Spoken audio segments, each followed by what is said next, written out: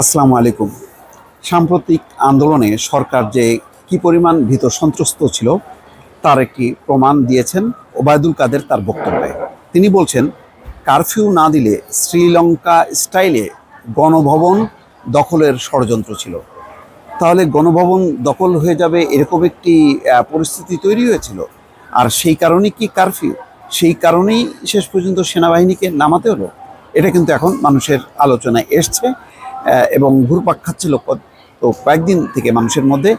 সেই আলোচনা বা চিন্তাটাকে মোটামুটি স্থায়ী করলেন এবং সেটি প্রমাণ করলেন ওবায়দুল কাদের তার বক্তব্য দিয়ে। আচ্ছা, কি বললেন তিনি? এখানে যে খবরটি সেটি তাতে বলা হচ্ছে, কোটা আন্দোলনকে ঘিরে সহিংস পরিস্থিতিতে 19শে জুলাই রাতে কারফিউ জারি করা না হলে শ্রীলঙ্কা স্টাইলে গণভবন দখলের ষড়যন্ত্র ছিল বলে মন্তব্য করেছেন আওয়ামী লীগের সাধারণ সম্পাদক ওবায়দুল কাদের। এ বিষয়ে বিএনপির প্রতি ইঙ্গিত করে ওবায়দুল কাদের বলছেন, আপনাদের নৃশংসতা হানাদার বাহিনীকে হার মানিয়েছে। ক্ষমতার জন্য লন্ডনের পলাতক অর্থাৎ তারেক রহমান গণঅভ্যুত্থান ঘটিয়ে শ্রীলঙ্কা স্টাইলে প্রধানমন্ত্রীর বাড়ি দখল করার টার্গেটও ওই রাতে ছিল। যদি কারফিউ জারি না হতো এই প্ল্যান তাদের ছিল।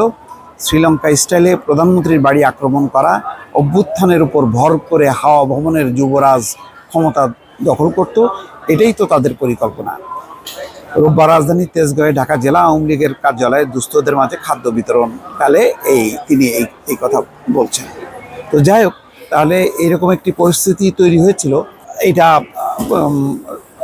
আওয়ামী লীগের সাধারণ সম্পাদক ওবায়দুল কাদের প্রকাশ করলেন।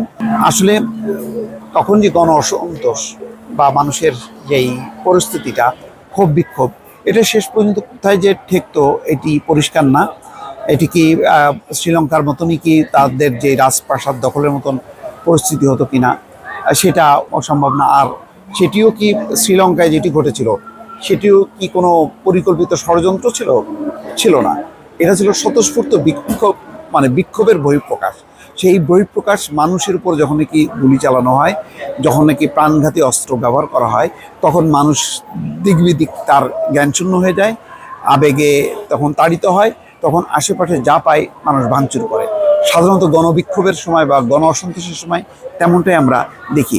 এই ক্ষেত্রে কি হতো, কেন কারা গণভবন দখলের ষড়যন্ত্র করছিল এবং বারবার যেটি নির্দিষ্ট করা হচ্ছে বিএনপি জামাত, এটি কি আসলে প্রমাণিত? এরকম একটি তথ্য কি কোনো স্বাধীন কোনো কমিশন তদন্ত করে বের করতে পারবে যে না এই কারণেই কারফিউ দেওয়া হয়েছিল বা সেনাবাহিনী মোতায়েনের মতন একটি সিদ্ধান্ত হলো? এরকম কি পরিকল্পনা ছিল? এটি কতখানি সত্য?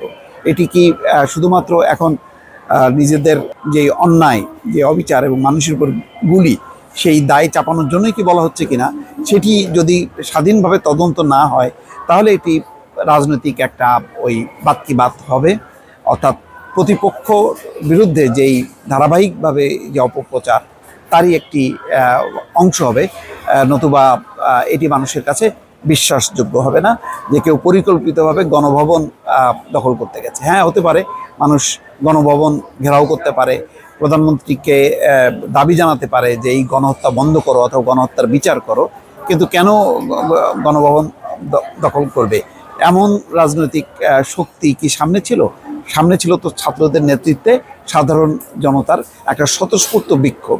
সেটাকে এখন বিএনপি জামাতের কাঁধে চাপিয়ে নানা রকম কথা বলা হচ্ছে। যেমন ওবায়দুল কাদের বললেন, গণভবন দখলের ষড়যন্ত্র ছিল, এই কারণেই কারফিউ দেওয়া হয়েছে। দর্শক, ভালো থাকবেন। আল্লাহ হাফেজ।